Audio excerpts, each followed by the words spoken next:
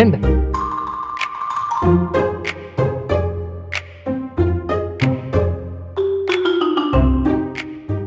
පඩිවෙන්න.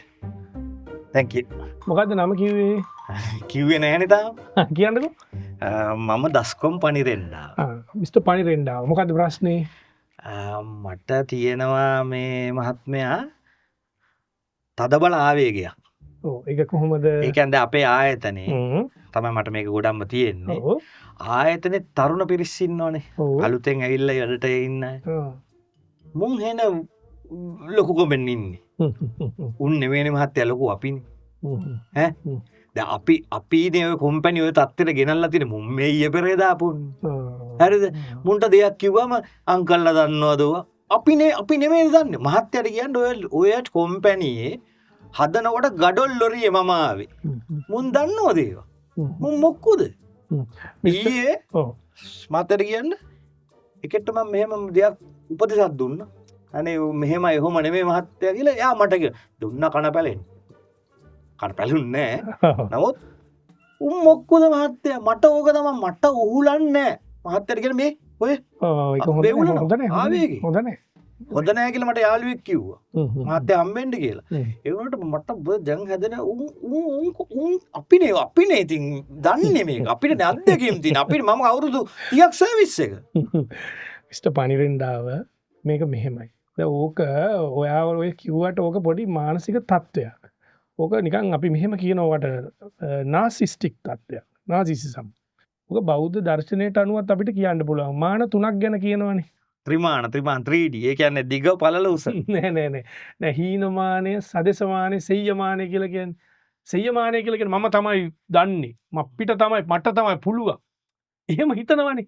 මම තමයි ලොක්කා. එහෙම අපිට හිතෙනවා. ඒක සාමාන්‍ය තත්ත්වයක් සමහරවිට. ඒක අඩු වැඩි වශයෙන් තියෙනවා. දැන් උදාහරණයකට ගන්නකො අපේ පරණ ක්‍රිකට් ක්‍රීඩකයෝ කියන්නේ අපි ගාපු ක්‍රිකට් එක තමයි ක්‍රිකට් එක අද උන් කොයිද ගහන්නේ ක්‍රිකට් මුම් මේක කණ්ඩාපු එහෙම කියනවා. දැන් අපේ ඔය ගායකයෝ කියන්නේ අපි තනි ට්‍රැක් එකකට සින්දුව කිව්වේ. අද උන් උදේ කියනවා, හවස කියනවා, හෙට කියනවා. අපි තමයි ගායකයෝ.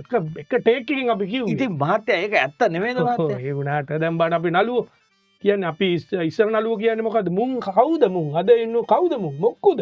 අපි එක හැරෙන්න පුළුවන්ද? අපි රඟපෑම කොහමද? අපි එක ටේක් එකකින් ගත්තේ දැන් ඉන්න උන්ට පුළුවන්. එහෙම කියනවනේ. ඒක හරි මට තේරෙනවා. දැන් මටත් ඕක තමයි. ඒක කොහොමද අපි සමන කරගන්නේ? මේමයි. අපි හිතන්න ඕන ඔහොම නෙමෙයි. අපි හිතන්න ඕන මේ අද ඉන්න පරම්පරාවටත් දක්ෂකම් තියෙනවා. ඒගොල්ලොත් යම් දෙයක් ඉගෙනගෙන ඇවිල්ලා තියෙනවා. ඒගොල්ලෝ එක්ක අපි මුහු වෙන්න ඕනේ. දැන් ඕක මෙහෙමනේ දැන් ඔය සොක්‍රටිස් පවා කියලා තියෙනනේ අද හැදෙනේ උන් මොක්කුද? එහෙම කියලා තියෙනවා. නමුත් මේක ඉතිහාසයේ ඉඳලා වෙන දෙයක්.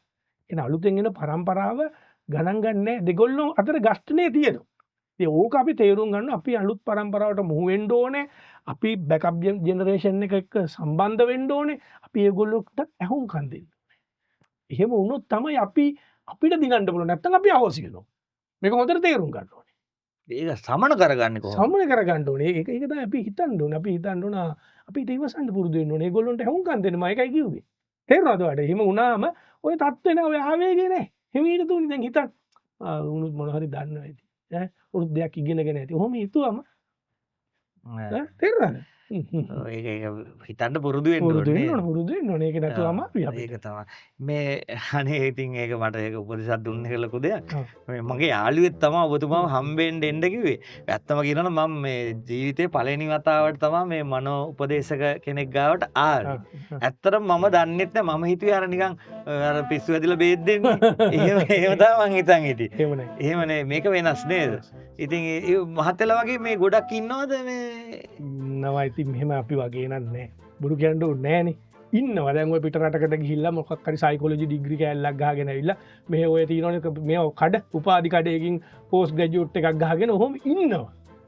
හිටියට උන් දන්න සයිකොලොජියක් නෑ. අද ඉන්නේ ඔය ඉන්නවට නිකන් අරම්බණන් ඔය පොතක් දෙකක් කියවලා අර නවයට යටින් කෑල්ලක් ගහගෙන තනක අටවගෙන ඔය මනෝ උපදේශන කියලා අපි එක බෝඩ් එන්නවත් බෑ. දැන් මම පේරාදෙනිය කොළඹ කැලණිය ජාපුර හැමතැනම ලෙක්චර්ස් යනවා. මේ මුන් සයිකොලොජිස්ට්ලාද මේ අද ඉන්නේ දැන් හැදෙන පිස්සු දානේ. මොක්කුද මෙයා අපිත් එක්ක බලනකොට ඔක්කොම කවුද? මට මතකයි කවුද මිස්ට අට පාගෙන අට කලම් අට කලම් පන්න හරිහරි මට මතක් කරමු මොකක්ද මට සිද්ධියක් හෙමයි මං කලින් ආවා ඔව් ඔව් අපේ ගෙදරට ඉස්සරහා ගෙදරට ජෝඩුවක් ආවා ඕ මහත්තයා ටිකක් වයසයි නොවන තරුණයි අර ඊට පස්සේ අර මට ඒක බැල්කනිදී මට පේනවා ඒතර මට මෙව්ව වෙලා ඒ මෙව්ව එක වැඩියෙන් වෙනවනේ දැන් හරි එතන නොන එක විදිියක ඒක විදිහක් ඒක තමයි මට මතක කිව්ව එක ඒ කියන්නේ අර මේ එයා අර නිකන් ඩෝල් නයිටියක් එහෙම ඇඳන් එහෙම යනවා ඒතකොට අර මෙව්ව වෙනවා ඒකයි ඇදේ ඒක වෙනවනේ දිගටම දැන් ඔයාගේ අර ඔයාගේ පෞල් ජීවිතේ ඉතා හොඳට ඔයා ගත කරන කෙනෙක් නේ ඔව් මට ඒක තමයි බය ඒ මෙව්ව එහෙද කියලා බයයි නෑ ඕක මෙහෙමයි කොහොමද ඒක මම මේවා කරගන්නේ ඕක මෙහෙමයි ඕක ඇත්තටම ඔතනදි වෙනවා ඇත්තේ ඔය හෝමෝන් ටෙස්ටස්ටරෝන් හෝමෝන් එකෙන් ඕක අපි පිරිමියාගේ ඕක තියෙන්නේ ඔය කතාව එතකොට ඕකේ ඕක වැඩිවීමක් වෙන්නත් පුළුවන් නමුත් ඕක අපි එහෙම කියන්නත් බැව සිද්ධිය ගැන කතා කරනකොට ඔයා කිව්ව විදියට දැන් ඕකේ අපි මෙහෙමයි අපි ඇත්තටම ඔතන අපි පිට තියෙන කන්ට්‍රෝල් කරගන්න මම විදි කීපයක් වට කිව්වා නේද يعني අපි මෙහෙම කරන්නකො දැන් ඕක අපි චිත්ත වේගනේ ඔය චිත්ත වේල චිත්ත වේග මාතර වැරදුනා චිත්ත රාජ කාල වේල ඕකත් චිත්ත වේල කියලා එකක් නෑ චිත්ත වේග සිතුවිලි වේගේ චිත්ත රාජනේ නෑ කාල වේල මං කියන ගහන්නකො චිත්ත වේගේ කියන්නේ දැන් මේක මෙහෙම මම ඔයාලට කියලා දුන්නනේ ක්‍රම දැන් අපි මං කිව්වේ දැන් මේ ශරීරය ගැන හිතන්න කියලා කිව්වා මට කියන්නේ යාගේ පෙනුම මෙහෙම ලස්සන වුණාට මේක මේ නව ద్వාරයකින් ඕජස් ගලන ඈ දෙතිස් කුණප ශරීරේ මං කිව්ව මතකද අරවට කිව්වේ හිතන්න කියලා කේසා ලෝම නකා දන්තා ආදී වශයෙන් මෙහෙම හිතලා මේ කුණු වෙලා යන මේ වැඩක් නැති මේ ශරීරයක් ඉන්නකෝ ඒක මම එහෙම හිතනවා හිතන්න ඕනේ ඒක හිතලා අන්තිමට ඒත් මෙව්ව වෙනවා ඒක තමයි ඒක අපි කන්ට්‍රෝල් කරලා හිතාගෙන එනවා ඒත් අන්තිමට මෙව්ව වෙනවා අනිත් එක මේකයි මේ මහත්තයා දැන් අර ඉස්සෙල්ලන් අර මං කිව්වා වගේ නිකන් දෝල් නයිටියක් අනන් එහෙට මෙහෙට යනවා වගේනේ තියෙන්නේ දැන් මේ වෙන වැඩක් පටන් අරන් එයා ඒ මොකද අපේ නෝනා 7ට විතර යනවා අපේ ඉස්කෝලේ උගන්වන්න ඕන 7:00ට ඉස්කෝලේ යන්නේ මම ෂොප් එකට යන්නේ 10:00ටනේ මෙයා සාමාන්‍යයෙන් 8ට වාගේ බැල්කනියට ඇවිල්ලා ඒ නෝනා ව්‍යායාම කරන්න ඕනේ ඔය ඒක ඉතින් මොකද ඒක කියන්නේ මෙහෙමනේ මේ චූටි ඇඳුන්නේ ඇඳලා ඉන්නේ චූටි කියන්නේ ඒ කියන්නේ මේ යටට ඇඳලා ඒක ඔච්චරක් ඇති ඒ කියන්නේ උඩටද දෙකම එකතු කරොත් මෙච්චරක් ඇති එහෙම ඇඳුම් ඇඳගෙන ආයේ ඕ ඉතින් නැමෙනෝ දිගෑරනවා ඉතින් ඒක කොයි හරි අපේ බැල්කනි කොච්චර විතර දුරකින් එතකොට අර මට වැව්ව වෙනවා ඒක කියන්නේ කොච්චර විතර දුරකින්ද ඒක වෙන්නේ පාරෙන් එහා පැත්තේනේ මේ පැත්තේ ගේද්දර මේ දුරින් කිව්වොත් පොඩ්ඩක් මීටර් 20ක් 20ක් වගේ නේ ඒකට මැව්ව වෙනවා දැන් ඔයා කොහෙද ගෙදර කොහෙද මම තලවතුකොට තලවතුකොට නේද එතකොට මම මහරගම එතකොට මේකයි ළඟ මෙහෙම පේනවනේ මීටර් 20ක් ඇති ඕන හැඩ කාරක් කෙනෙන්නේ ඔව් ඕක මෙහෙම යෝක දැන් මට දැන් ඕකෙදි අපි කරන්න ඕන සිතුවිලි පාලනය ඕක පියවරෙන් පියවර කරන්න ඕන ඒක. ඒ කියන්නේ මට දැන් කීයටද නෝන යන්නේ වාගේ? 7ට යනවනේ. මෙයා 8ට තමයි පටන් ගන්න වැඩි. මම මෙහෙම කරන්න මම 7 මාට විතර එන්න. අපේ ගියේ? ඔව්. ඒ මොකද? ඇවිල්ලා දැන් මට ඔයාට කියලා දෙන්න ඕනේ. දැන් ඒක බල මෙතන එකින් එකට ඒක කියලා දෙන්න ඕනේ. පියවරෙන් පියවර. තේරුණාද? එතකොට තමයි මොකනේ මාල්ලේ කරන්න දැන් මෙම බල එක මට එක තන ස්ථානීය පරීක්ෂණයකින් ඒක කරන්න ඕන ඒකයි බලන්න ඕන බල එක කරන්න ඕන මං හිට එන්නද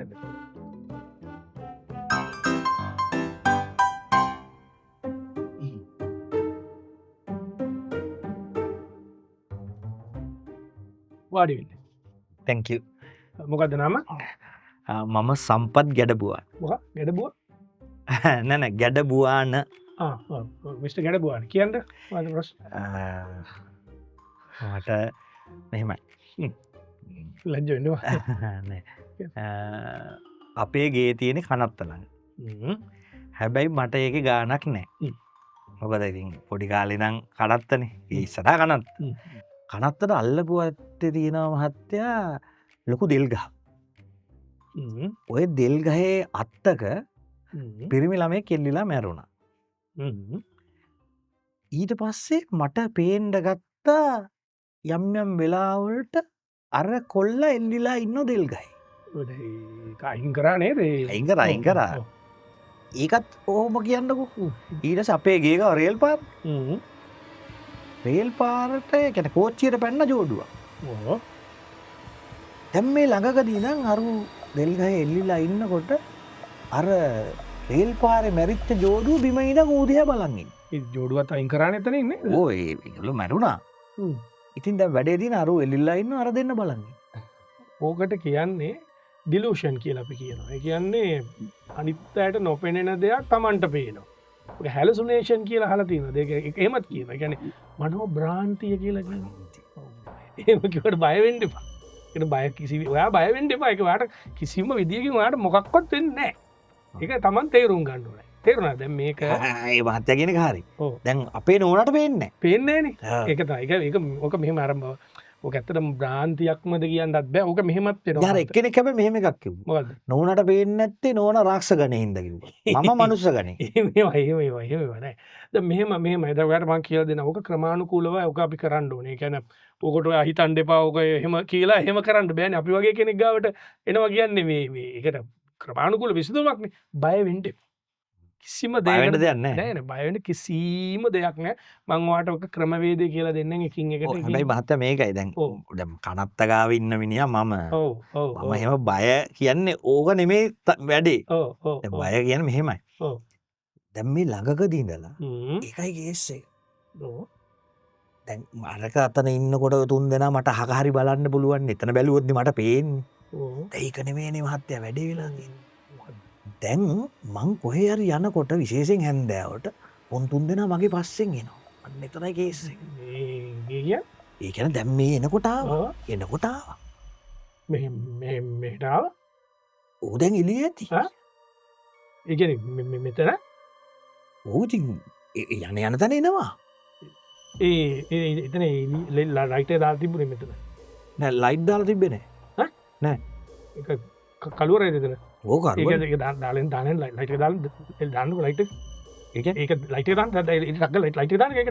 ඉතින් මට මං ස්විච් තියෙන තැන දාන්නේ. මෙතන වම් පැත්තේ තියෙන අර ගිහපු ගමන් එළිය වම් පැත්ත උඩ තියලා ඒක දාන්නකො ලයිට් එක දාන්නකො ඉතින්. මම දන්නේ නෑනේ මම එන්නකො යන්නේ ලයිට් එක දාන්න. එනවා ඉතින්. ඉන්නකො.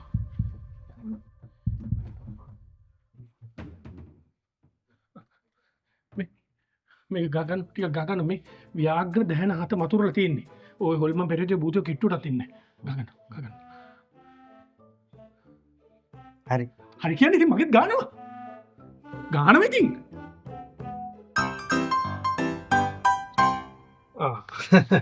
ඉතින් මිස්ටර් තුම්පනේ කොහොමද? මොකද තත්ත්වේ? තත්ත්වේ කියන්නේ තරහා යන ගතිය දැන් මොකද? තාම තියෙනවා. එකපාරම ඉතින් අඩු වෙන්නේ නැහැ. දැන් මොකද කියන්නකො මට කොහොමද තත්ත්වේ කියන එක? මෙහෙමයි. පෙරේද හැන්දෑවේ. ඔව්. මම ටීවී එක දානවා. channel මාරු කරනවා. මාරු වෙන්නේ. බැටරි දාලා මොකක් හරි වෙන්නේ නැහැ. මාරු කරනවා. මට කේන්ති ගියා මෙයා.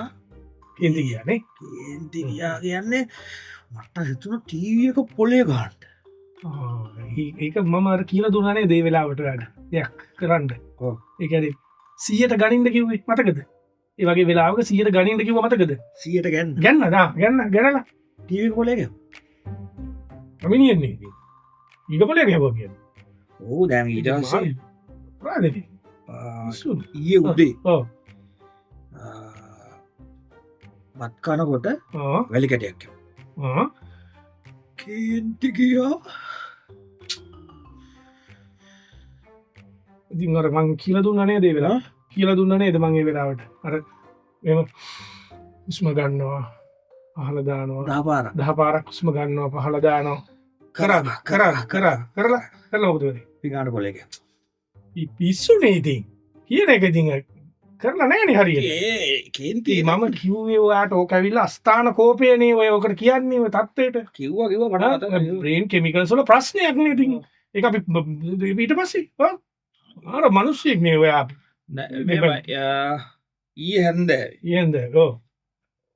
ඔයා මට මෙයා කිව්වනේ අර භාවනාවක් වගේ කරන්න කියලා. ඔව් කිව්වා ඒ කියන්නේ මම කෝප ගන්න නෙක් නොවමී අන්දේවල් ගැන කෝප ගන්නෙක් නොවේමී යන්න මම සංසුන් කෙනෙක් වෙමී කියලා හෙම අනුන් කෙරේ කෝප නොකරමි කරාද මම දැන් කරනවා අවස කරනවා පහට විතර තමයි මම කරන්නේ පැය කාලයිනේ කරන්නේ ඕ කාලක් කරනකොට මම ස්පියාගෙන මෙහෙම කරනකොට පුතා රේඩියෝ එක දැම්මා පුතා රේඩියෝ එක දැම්මා යා හැබැයි මාරක් කරා ඒ කරා නේ හරි කරලා පුතා කන්ටයක් අර මනුස්සයෙක් එහෙම කළා හරියනවද ඉතින් මට අරව කරාට හරියන්නේ නෑනේ මේ වාත්තයෝ හරියන්නේ කියන්නේ ඉතින් හරි යනවනේ ඉතින් හරියන්නේ නෑනේ හරියන්නේ නෑ කියන්නේ හරියන්නේ නැති වෙන්නේ කොහොමද හරියන එකක් මේ මම කියන්නේ ඉතින් ආය ඔය තුනම මං කරා මට හරියන්නේ නෑ මට කේන්ති යනවා කේන්ති යනවා කියන්නේ තමුසේ මාර මිනිස්සුන්ගේ අනි මිනිස්සුන්ට හරියනවා තමුසේ හරියන්නේ නැතුව තමුසේ මගේ කවුසනෝනේ ඉතින් මහත්තයා 100ට ගයින්නකෝ 100ට ගන්න අච්චිට කියපන් 100ට ගන්න යනවා යන්න බූරුවා